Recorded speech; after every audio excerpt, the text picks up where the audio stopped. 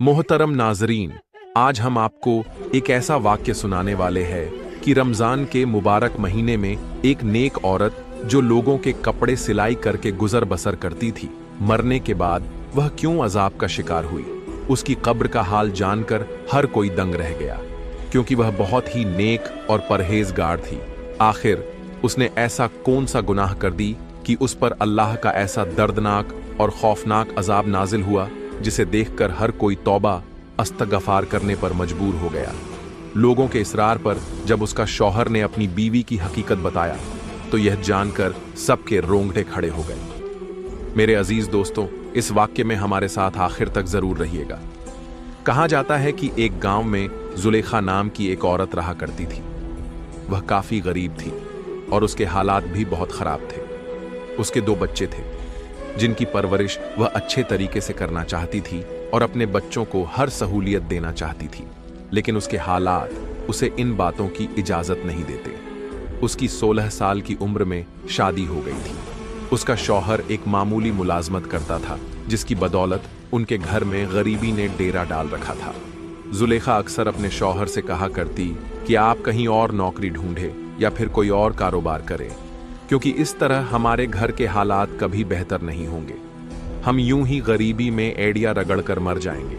लेकिन उसका शौहर इतना पढ़ा लिखा नहीं था और फिर नौकरी के मौके भी कम थे। यही वजह थी कि वह अपनी बीवी से कहता कि मैं बहुत कोशिश करता हूं, लेकिन कहीं और काम नहीं मिल रहा।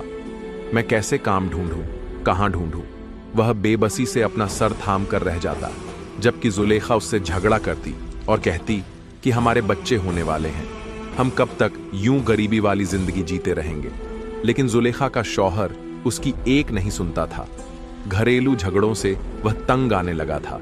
तभी जुलेखा के घर जब पहली बेटी ने जन्म लिया तो जुलेखा का दिल उसके साथ फैल गया और वह मोहब्बत से उसके साथ वक्त बिताने लगी। लेकिन जैसे ही बच्ची थोड़ी बड़ी हुई, उसकी जरूरतों ने जुलेखा को फिर से अपने शौहर के सामने लाकर खड़ा कर दिया और वह कहने लगी कि अब तो हमारी बच्ची भी हो गई है। आप बहुत मुश्किल से मेरी ज़रूरतों को पूरा करते हैं, लेकिन अब बच्ची की ज़रूरतें कैसे पूरी करेंगे? आप कोई और काम ढूंढ क्यों नहीं लेते?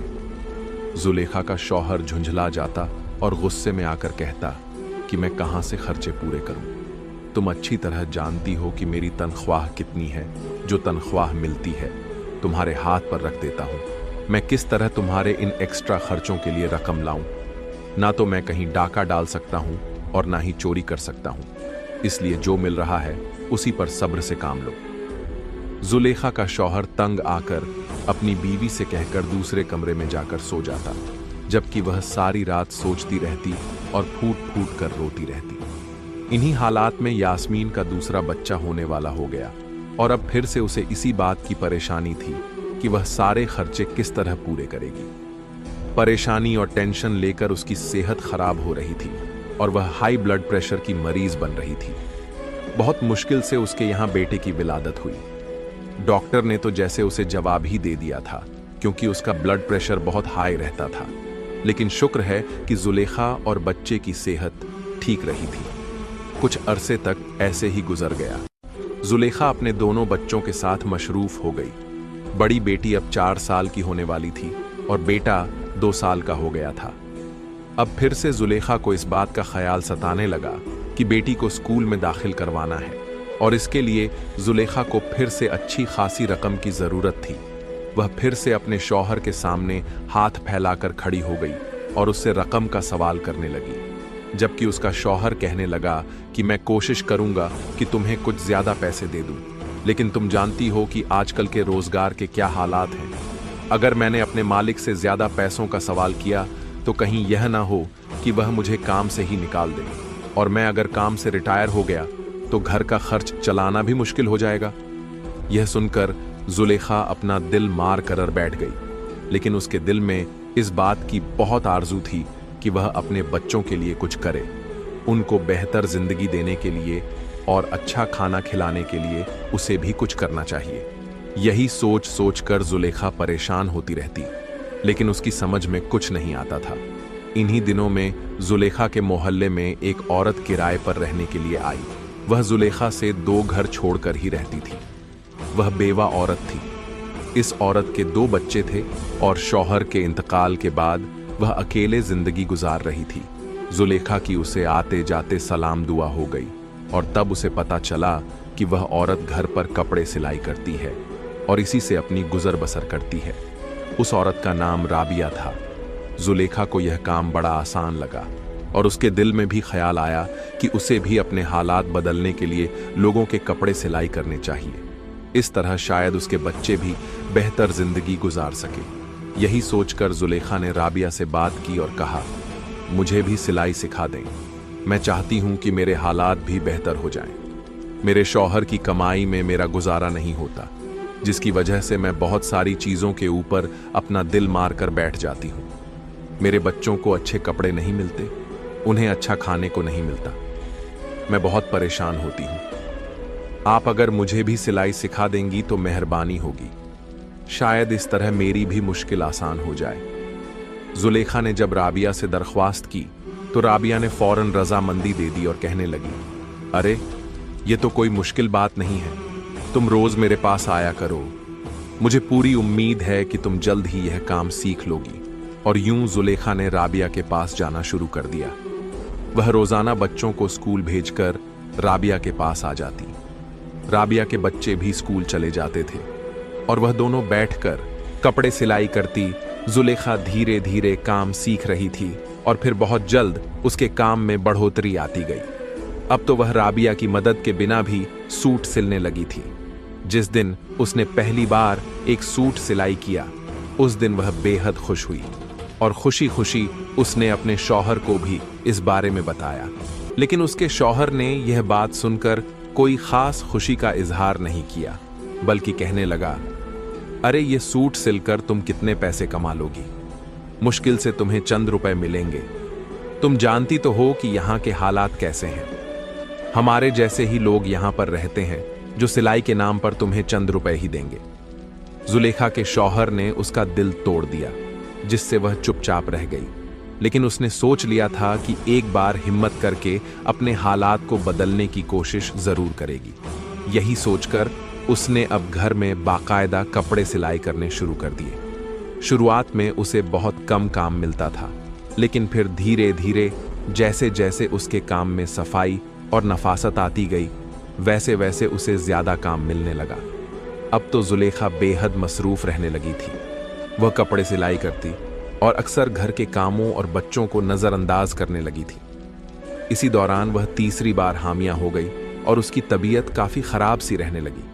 लेकिन इस दौरान भी जुलेखा ने सिलाई का काम नहीं छोड़ा, बल्कि वह लगातार कपड़े सिलती रहती और बच्चों को नजरअंदाज करके अपने काम में लगी रहती। तीसरी बार जुलेखा के यहाँ फिर से एक बेटी ने जन्म लिया और अब जुलेखा बहुत ज्यादा कमजोर हो चुकी थी। लेकिन इस दौरान भी उसने कपड़े सिलना नहीं छोड़ा।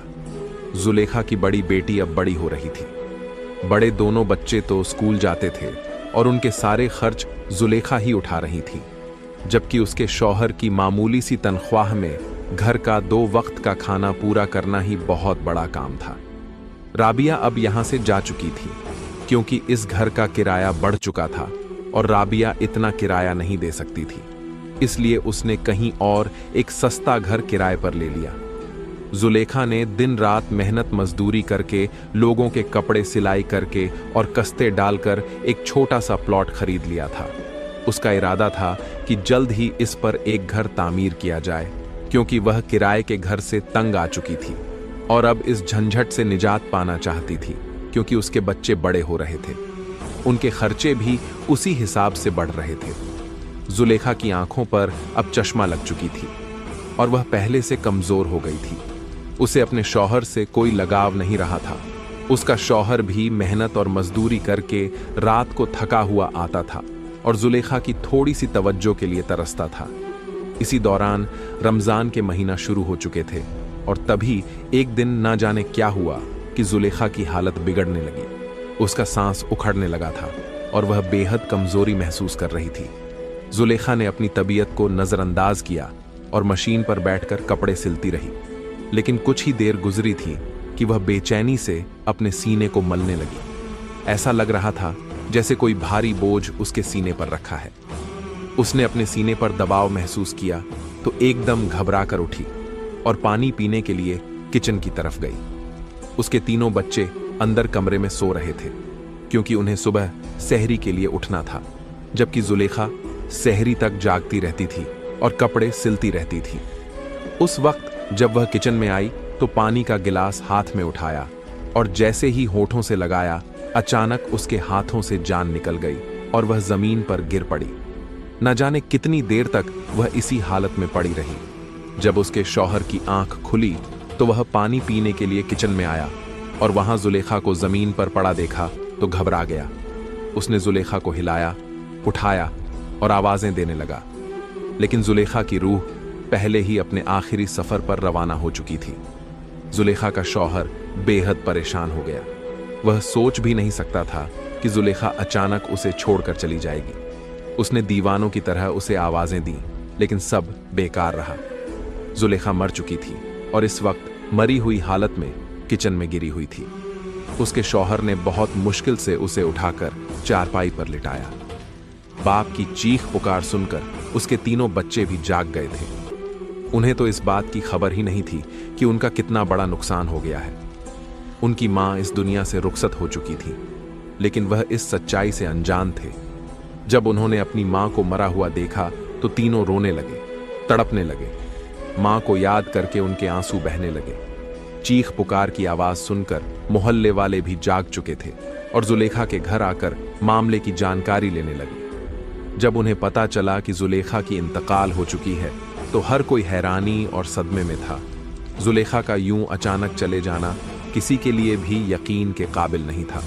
हैरानी हद से ज्यादा थी। जुलेखा के अजीज रिश्तेदारों को खबर दी जा चुकी थी। कुछ ही घंटों में सब लोग जमा हो गए थे। जुलेखा के जनाजे का ऐलान जौहर की नमाज के बाद किया गया था। घर मेहमानों से भर चुका था। मोहल्ले वाले भी यहीं मौजूद थे और जुलेखा की तारीफों में मशगूल थे। हर कोई उसकी अच्छाइयों को याद कर रहा था। अरे, जुलेखा तो इतनी अच्छी थी कि उसने कभी अपने हालात की तंगी का रोना नहीं रोया। वह मेहनत मजदूरी करके अपने शौहर का बराबर साथ दे रही थी। दिन रात सिलाई करती और पैसा पैसा जोड़ती थी। वहां मौजूद हर औरत की जुबान पर इसी तरह के अल्फाज थे। हर कोई जुलेखा को अपने अपने लफ्जों में याद कर रहा था। उसके तीनों बच्चे इस वक्त सहमे हुए थे और जैसे उन्हें अपनी मां की मौत का यकीन ही नहीं हो रहा था। जूलिया खान का शौहर भी गहरे सदमे में था। मोहल्ले के कुछ लोग उसके साथ हमदर्दी जता रहे थे। वह सिर झुकाए बैठा था और अपनी गुजरी हुई जिंदगी के बारे में सोच रहा था। तभी जुलेखा को गुस्ल देने के लिए एक औरत आ चुकी थी और उसे गुस्ल दिया जा रहा था। गुस्ल देने के कुछ देर बाद सबको जुलेखा का आखिरी दीदार करवाया गया। उस वक्त जुलेखा के चेहरे पर बड़ी मासूमियत थी। ऐसा लग रहा था जैसे वह सो रही हो। कहीं से भी ऐसा नहीं लग रहा था कि उसकी रूह उसके जिस्म से जुदा हो चुकी है। तभी जनाजे को उठाने का वक्त हो गया। 4 लोग उसे उठाने के लिए आगे बढ़े, जिनमें जुलेखा का शौहर भी शामिल था। लेकिन जैसे ही उन्होंने जनाजा उठाने की कोशिश की, वह हैरान रह गए। जनाजा बहुत भारी हो चुका था। ऐसा लग रहा था जैसे हजारों मन वजन इस चारपाई पर रखा हो। चारों लोगों ने एक दूसरे की तरफ हैरत से देखा, क्योंकि जनाजा अपनी जगह से हिला तक नहीं था। उन्होंने दोबारा एक दूसरे को इशारा किया और फिर से कलमा ए शहादत पढ़ते हुए चारपाई उठाने की कोशिश की, लेकिन फिर वही हुआ। चारपाई अपनी जगह से हिली तक नहीं, बल्कि ऐसा लग रहा था जैसे बहुत से लोग मिलकर भी इसे नहीं उठा पाएंगे। जुलेखा के शौहर ने बाहर से 2-4 और लड़कों को बुलाया और उनसे मदद करने को कहा। वह लड़के भी आकर जनाजा उठाने लगे, लेकिन अब की बार फिर से वही मामला सामने आया। जुलेखा की मैयत हिल भी नहीं रही थी, बल्कि अब तो ऐसा महसूस हो रहा था जैसे यह मनोवजन की हो गई हो। अब मामला संगीन हो चुका था। वहां मौजूद औरतें आपस में बातें करने लगी। अरे, मैयत इतनी भारी क्यों हो गई? क्या जुलेखा इतनी गुनहगार थी कि उसके गुनाहों का बोझ उसकी मैयत में शामिल हो गया हो? अब मैयत कैसे उठेगी? हर कोई अपने अपने अंदाज में तजुर्बा कर रहा था। जुलेखा का शौहर भी बेहद परेशान था।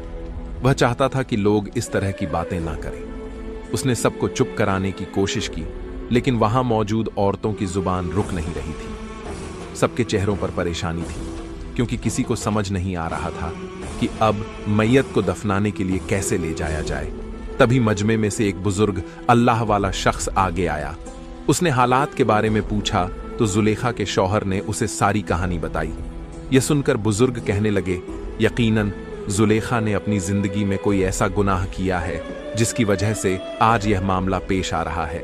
जब तक इस मसले को हल नहीं किया जाएगा तब तक इसकी मयत नहीं उठेगी। याद करने की कोशिश करो कि जुलेखा अपनी जिंदगी में कौन सा ऐसा काम करती थी जिसकी वजह से यह सब हो रहा है। बुजुर्ग की यह बात सुनकर जुलेखा का शौहर सोच में पड़ गया, लेकिन उसे कुछ समझ नहीं आ रहा था कि आखिर ऐसा कौन सा गुनाह हो सकता है जिस पर जुलेखा की पकड़ हो गई थी। जुलेखा के बच्चे भी एक कोने में सहमे हुए खड़े थे। वह हैरानी से कभी अपने पिता की तरफ देखते और कभी सदमे में मां की मैयत की तरफ। उन्हें भी इस हालात की कोई समझ नहीं आ रही थी। तभी कुछ देर सोचने के बाद जुलेखा का शौहर कहने लगा, ऐ अल्लाह वाले नेक बुजुर्ग, जुलेखा तो बहुत अच्छी थी, घरेलू मामलों में भी ठीक थी और आजकल वह कपड़े सिलाई करके घर का खर्चा पूरा कर रही थी। उसने मेरा बहुत बोझ बांट लिया था। जिन चीज़ों को मैं पूरा नहीं कर सकता था, उसने खुद मेहनत करके बच्चों के लिए वह चीज़ें मुहैया कराना शुरू कर दिया था। वह मेरा घर का आधा बोझ उठा चुकी थी और मुझे कई परेशानियों से बचा चुकी थी। लेकिन उसके अंदर एक बहुत बुरी आदत यह थी, जब वह सिलाई करने बैठती थी तो फिर अगर मैं उसे पुकारता या अपनी किसी ज़रूरत के लिए उसे कोई काम कहता तो वह सुनती ही नहीं थी। वह अपने काम में इतनी मग्न रहती कि उसे इस बात की परवाह ही नहीं होती थी कि शायद उसके शौहर को उससे कोई काम हो सकता है या उसे किसी चीज़ की ज़रूरत हो सकती है। वह अपने काम में लगी रहती और अक्सर मुझे भुला देती थी। जब से उसने सिलाई का काम ज़्यादा पकड़ लिया था, वह मेरे करीब बैठती ही नहीं थी। वह मेरे हक अदा नहीं करती थी, बल्कि अपनी सिलाई को तरजीह देती थी। हमें ना जाने कितना अरसा हो गया है कि हमने एक दूसरे से हंसकर बात भी नहीं की। जब मैं घर आता था तो खुद ही अपने लिए खाना निकाल कर खा लेता था और सो जाता था। मैं उसका इंतज़ार करता रहता, लेकिन वह मेरे पास आती ही नहीं थी। वह अपने काम में इतनी डूबी थी कि उसे यह तक याद नहीं रहता था कि उसका एक शौहर भी है। अब तो बच्चों को भी नज़रअंदाज करने लगी थी। बहुत कम वह बच्चों की तरफ ध्यान देती और उनकी बातें सुनती थी। शायद इसी वजह से अल्लाह ताला ने उस पर यह अजाब दिया है। बेशक वह अपना काम करती रहती, लेकिन उसे शौहर के हुकूक का ख्याल रखना चाहिए था। वह अपने शौहर के हक का पूरी तरह भुला चुकी थी और अपने काम को ही सब कुछ बना लिया था। जुलेखा के शौहर की यह बातें सुनकर वहां मौजूद कई औरतें आपस में एक दूसरे से नजरें चुराने लगीं। उन्हें इस बात पर यकीन ही नहीं आ रहा था कि यह छोटी सी गलती इतने बड़े अजाब का सबब बन सकती है और फिर अल्लाह इस पर इतना बड़ा अजाब दे सकता है। वह औरतें इस हालात पर दंग रह गईं, जबकि जुलेखा का शौहर यह सब कुछ बताकर जैसे शर्मिंदा सा महसूस कर रहा था। तभी अल्लाह वाले बुजुर्ग आगे बढ़े और जुलेखा के शौहर के कंधे पर हाथ रखकर कहने लगे, बेटा, अब वह इस दुनिया से गुजर चुकी है। उसने जो कुछ भी किया उसे उसकी सजा मिलेगी, लेकिन इस वक्त मामला यह है कि उसकी तदफीन दफनाने का इंतजाम किया जाए और उसे यहाँ से कब्रिस्तान ले जाया जाए। मैं तुमसे दरख्वास्त करता हूँ कि एक बार अपनी बीवी को माफ़ कर दो। उसने जो कुछ भी तुम्हारे साथ किया, उसकी सारी गलतियों और ख़ताओं को भुलाकर खुले दिल से उसे माफ़ कर दो, ताकि उसकी मैयत को यहाँ से ले जाकर उसे दफन किया जा सके। वाकई अल्लाह ताला उसे उस अमल की सज़ा ज़रूर देगा जिसकी वजह से उसने तुम्हें नज़रअंदाज किया और अपने शौहर को पूरी तरह भूल गई। अल्लाह वाले बुजुर्ग की यह बात सुनकर जुलेखा के शौहर ने कहा, मेरे बुजुर्ग, मैं अपनी बीवी को अल्लाह की रज़ा के लिए माफ़ करता हूँ। उसने जो कुछ भी मेरे साथ किया मैंने वह सब भुला दिया। अल्लाह उसे माफ़ करें और उसकी अगली मंजिलें आसान करें। यह कहकर अल्लाह वाले बुजुर्ग ने मुस्कुराते हुए वहां मौजूद सब मर्दों से कहा, ठीक है, अब आप लोग मैयत को उठाए और कब्रिस्तान की तरफ रवाना हो। पहले तो सब झिझक रहे थे कि ना जाने अब भी मैयत उठेगी या नहीं, लेकिन फिर सब ने आगे बढ़कर चारपाई को हाथ लगाया तो वह ऐसे उठ गई जैसे फूलों जितनी नाजुक हो। सबने कलमा ए शहादत पढ़ते हुए कब्रिस्तान की तरफ रुख किया। सब लोग मैयत को लेकर कब्रिस्तान में पहुंच गए, जबकि कब्र खोदकर मैयत को कब्र में उतरने लगे। तभी अचानक उसमें से सांप और बिच्छू निकलने लगे तो सभी लोग बहुत घबरा गए थे। लोग कहने लगे कि उस पर अल्लाह का दर्दनाक अजब आ गया है। तो सब लोग ने फैसला किया कि इसको इसी तरह कब्र में दफना दिया जाए और अल्लाह पाक का और इस औरत का मामला है। तभी सभी लोगों ने जैसे तैसे दफना दिया गया और इस औरत के लिए मगफिरत के लिए दुआ करने लगे और सभी लोगों ने अपने अपने घर आ गए। प्यारे दोस्तों, हमारे माँ बहन से गुजारिश है कि अपने शौहर से इज्जत से बात किया करें और उनका हर कहना माने। नहीं तो कुछ औरतें ऐसे हैं कि अपने शौहर को गाली गलौज मारपीट करते हैं, अपने शौहर से ऐसा रवैया रखते हैं कि यहाँ तक कुछ औरतें अपने शौहर पर हाथ भी उठा देते हैं। तो ऐसा करना यह भी बहुत बड़ी गुनाह है, अल्लाह का अजाब भी आ सकता है। मेरे माँ बहनों से गुजारिश है कि आप इस गुनाहों से बचना चाहते हैं तो अभी तौबा अस्तगफार करें और 5 वक्त की नमाज जरूर से पढ़ें, क्योंकि नमाज पढ़ने से हर गुनाहों से बचे रहेंगे और आप लोगों के रोजी रोटी में भी फायदा होगा और आप लोग हर चीज में भी कामयाब होंगे, क्योंकि अल्लाह पाक हर चीज पर कदीर है। और मेरे अजीज दोस्तों, अगर आपको यह वाकया से इबरत हासिल हुआ है तो सबसे पहले अपने फैमिली, दोस्तों, रिश्तेदारों में वीडियो को शेयर जरूर करें, क्योंकि उन्हें भी इबरत हासिल होगी और हमारे चैनल को सब्सक्राइब करके फैमिली का हिस्सा जरूर बनेगा। शुक्रिया, मिलते हैं अगली वीडियो में, तब तक के लिए अल्लाह हाफिज। वीडियो को लास्ट तक देखना, इसमें क्या बताया गया है।